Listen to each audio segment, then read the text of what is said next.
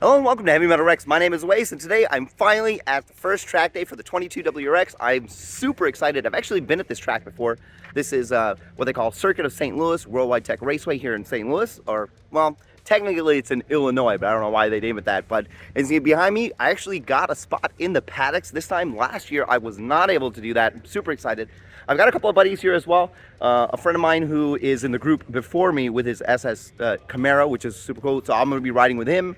Then he'll ride with me. It's just going to be a lot of fun. The car is pretty much all prepped. I was able to sort out the issue with the alignment. The car is exactly straight front and back, which is super cool. I did not change the brake pads because I wanted to do another track day in August and then be able to tell the difference between the OEM pads and the Brembos, which is basically what I'm going to have. It's going to be Brembos from a 2019 STI.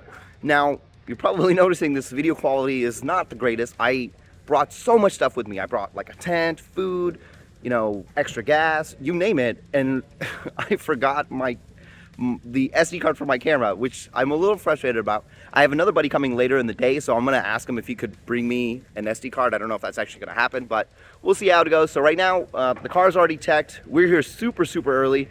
There's my Camaro buddy. Say hi. Hi. So we're gonna be riding together.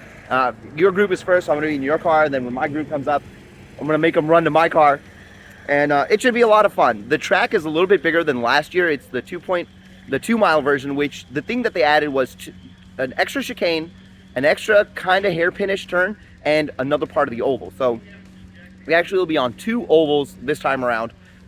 We are, obviously, just like last year, we are going to do like we call it the victory lap, just a test lap to make sure we go through it. And you know, I'll probably record a little bit on there using just my phone. But other than that, I'm super excited. I'm actually just going to walk through the paddocks and just look at all the cars because there's some really good cars, especially this ugly skunk-looking Camaro. That's super ugly, but we'll take a look at that. Look at that. Heavy Metal Rex ready to go. Oh, wait a minute. Hold on. That's not a WRX. It's a stupid Camaro.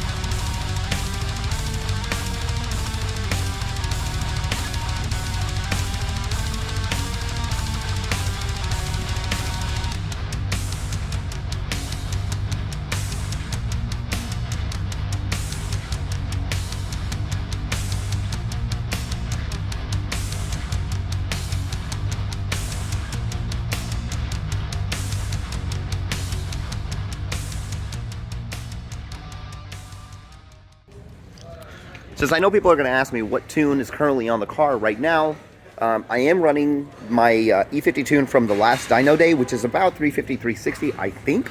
Graham has double checked everything before track day to make sure things are okay. I did bring a couple of gallons of E50 because I know from the experience I had last year running just 93, I was pretty much out, so I ended up having to sit out the last session. Mods still include the front mount intercooler. The diverter valve is off. We have the turbo inlet, intake, and you know, Franken pipe. That's pretty much it. So the discussion about the brakes, I went back and forth trying to decide if I wanted to change the brake pads, and I elected to not do that. I am actually running .4 fluid right now at the bare minimum. I wanted to keep these brakes on because I have another track date at this same track, August 20th, and this way, once I get the Brembos, I can actually go back and forth and tell you exactly the difference in feel. And that's kind of one of the reasons I did it, and also because of time and money. So it's been fun just walking around talking to everybody. Met a couple of old buddies like Brad Carmods. He's another YouTuber that I was able to stop by and see. He's got a Miata. So what we're doing now is we're actually going into the driver's meeting where they're going to tell you like, hey, don't run into each other, don't punch each other, etc., etc. And then after that, we'll just do like the little test lap for everybody to just kind of see what the track is like. Because like I said, the track layout was a little bit different. And then we start rolling. Can't wait. I'm actually in group 3, so it's going to be a while before I get on the track, but that's okay. So we're doing our parade lap, and it's basically all this is everybody's just driving together slowly to see the lap, see the track. And this, again, like I said, this is the 2-mile version, so there are some differences, and the differences are major enough because we're adding another oval, we're actually going to using the other oval, and there's 2, I don't want to say hairpin, but it's some tight turns and a tight little pseudo chicane. That's going to be really interesting. See how that works out. So actually, I finally got my group change. I'm actually going to be riding with Steve on this time, and obviously we're going to be making a video with this car, and then next time around I'm going to ride with Travis again and do a video of my car. This was good because I couldn't ride with him because we were in like back-to-back groups. Now we've separated, and what's happening is this is actually really cool because right where I'll turn this around. You see, right where we're standing, this is where actually the track will start. The coolest part about this is like these cars are flying down from here, and it's awesome to see because you can hear them.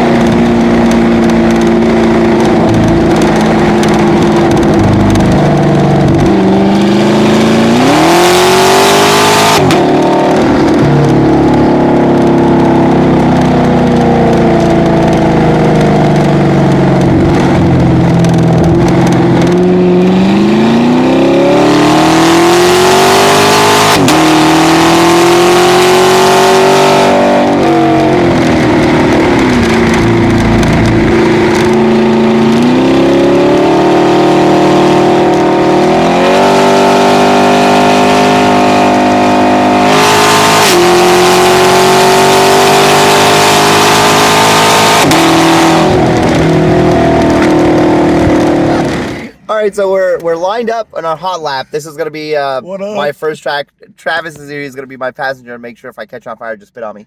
We forgot our pee, one of the two. Yeah, just pee on me. That covers 2 birds with 1 stone. Yeah. So there's I think like 7 groups today. So I'm group number 3. It's gonna be a bit before we roll back around. I'm actually gonna move myself to group 4. I'm gonna ask him because I want to ride with my buddy Steve, and he obviously wants to ride here too. So we'll see what we can do. But once we get started, the first lap I'm not going to record because it's changed a lot, so I got to see what it feels like, and then each subsequent lap we'll record it.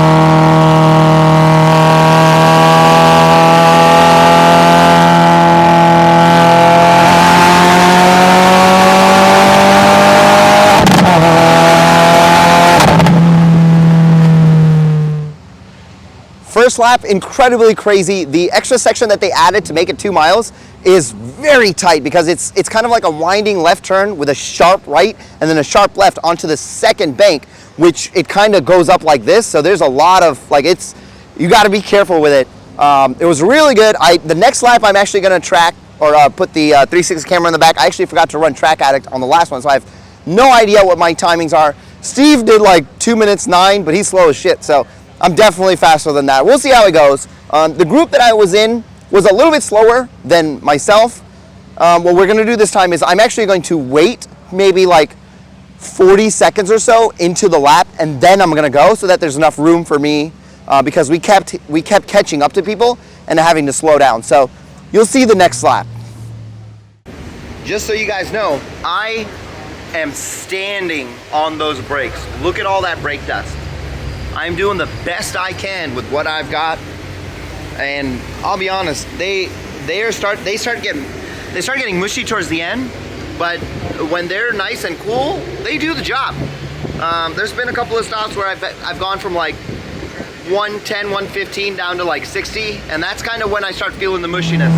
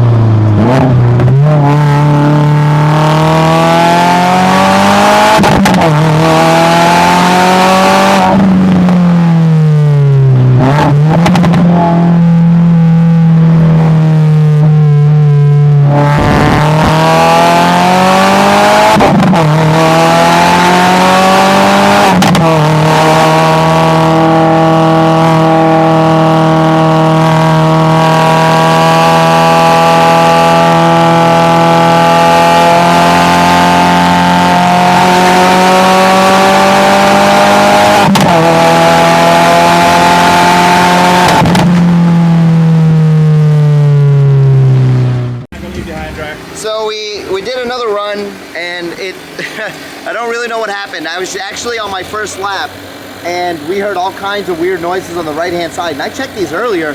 This thing was down to 6 psi. Hopefully it's fine. It is actually holding pressure for now, but I think this is pretty much the end of the day because I definitely was feeling a lot of brake fade, and also because I bled the brakes, I think there may have been a little bit air in them because they're starting to get super, super mushy. So I think we're just gonna call it a day here. Let me see what happens with this tire first. I'm probably not gonna go out again, but I wanna make sure it's okay so I can at least drive home. So we pumped it up. We thought that this was something going on, but not really sure what that is, this little mark here. We've got this plugged up. It's holding air, so I'm not really sure what the dealio is. It could have just been me pushing it too hard. I honestly do not know, because it was down to 6 psi, and now it's back to normal-ish, so we're just gonna leave it plugged up here for a little bit, just kind of monitor it, and I think that's it. I think it's the end of the day. I'm also very tired, and it's time to go home. And plus, if a one tire mishap happened, I'm not about to have another one.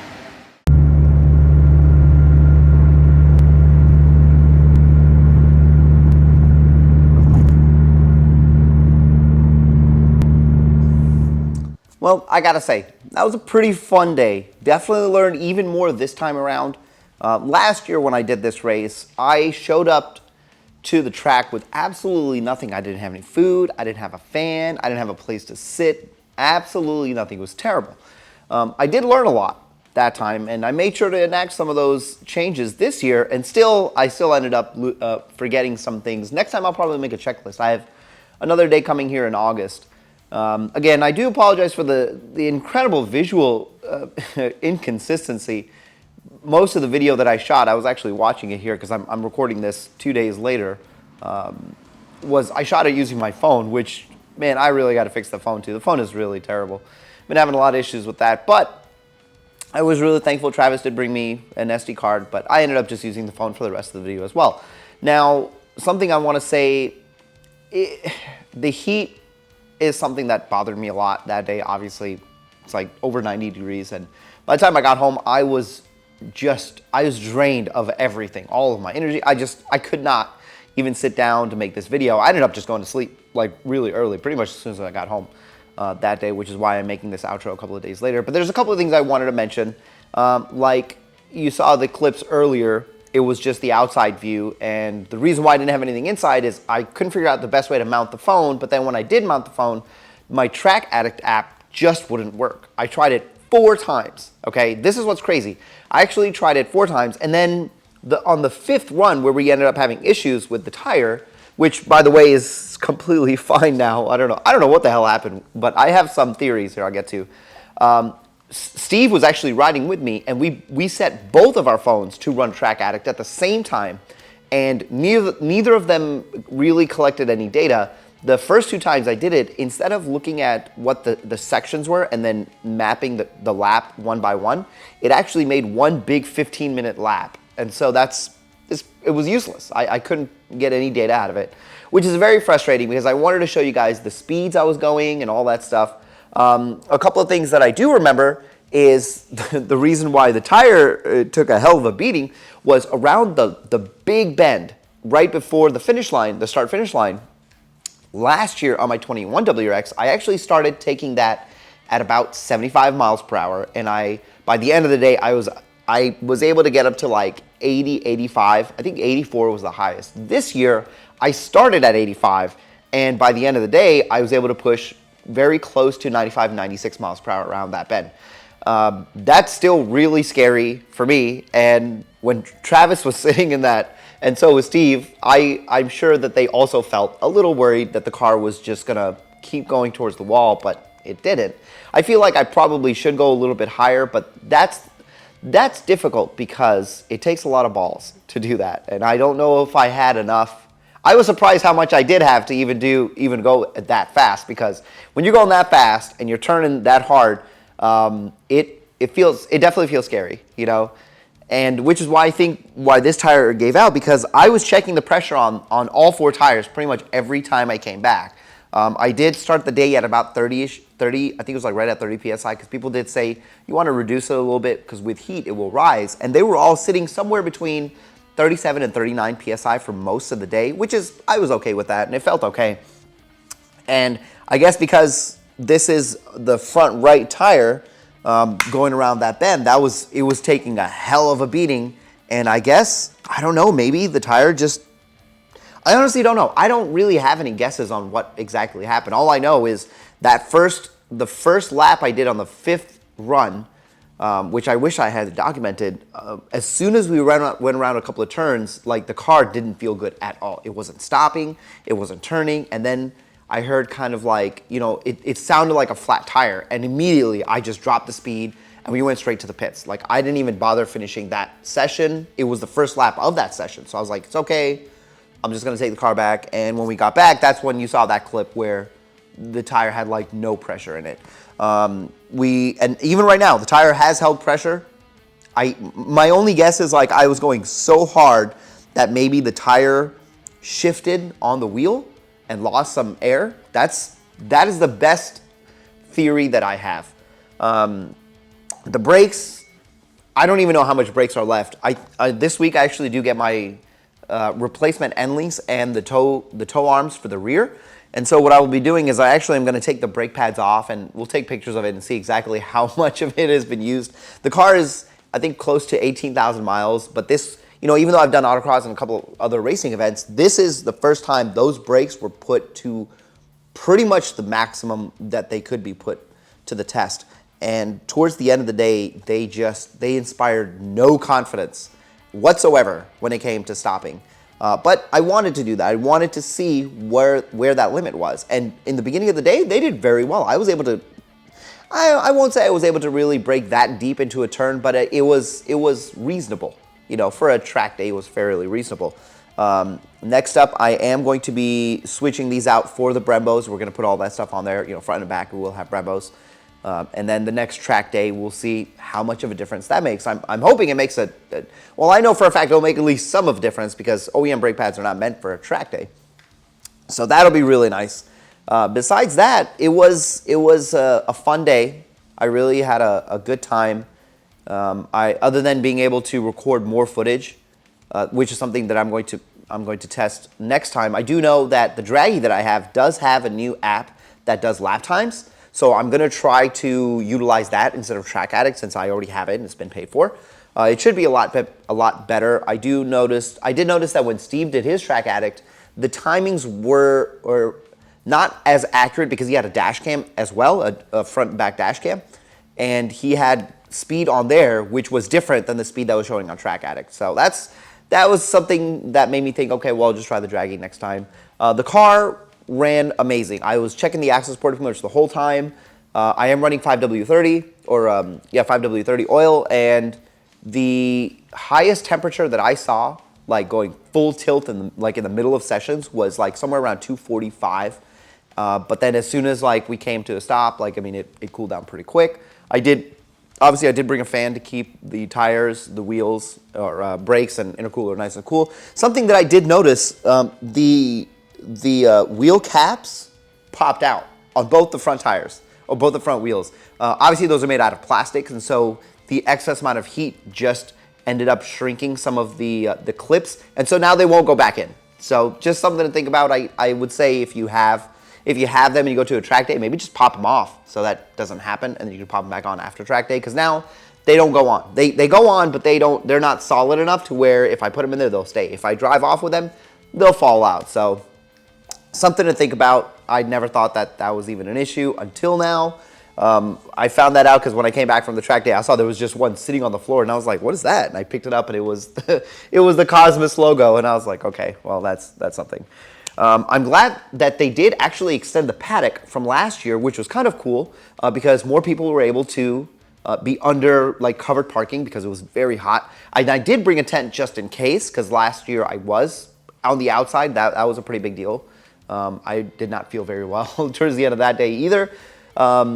The track was fun. It was a 2-mile part, really made it difficult. For the life of me, I could not figure out the best way to tackle the new area. It was a smaller oval, and it was one really slow left and a slow right that went on to like the sweeping turn, which I already had issue with. So like that whole section, I had problems with. I couldn't figure it out. But of course, you guys know I'm not a professional race car driver.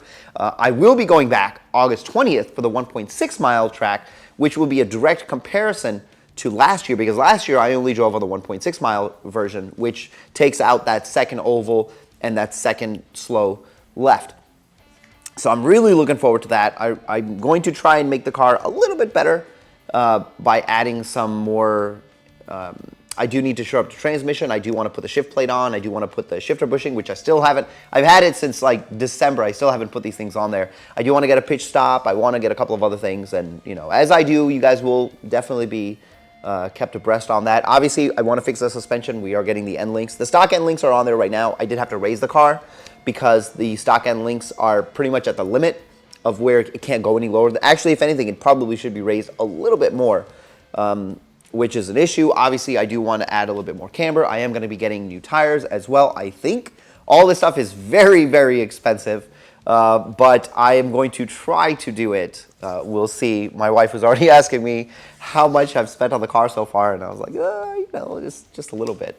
Anyway, I do want to say at the end of the, even though this is pretty much the end of the video, I do want to say again, the giveaway is coming. As I'm editing this video here in a few minutes, I'm going to set up the website for the giveaway, and that is for the Noble brace, the red X Series brace, the radiator brace. I'm going to get that set up, so as soon as this video drops tonight, I should have another quick short to go along with that to say that that giveaway is live. That will be going live today. Just make sure you guys pop in there, throw your names down for it. That should be a lot of fun. Again, thank you so much for 4,000 subscribers. I am very, very fortunate to have had the support that I've had. And it's been a lot of fun, and I love doing stuff like this. I already love doing stuff like this for myself, but to be able to have people that enjoy watching it, whole nother thing. Anyway, I hope you guys really enjoyed this video. I had a great time. I can't wait for the next one, and I'll see you in the next video.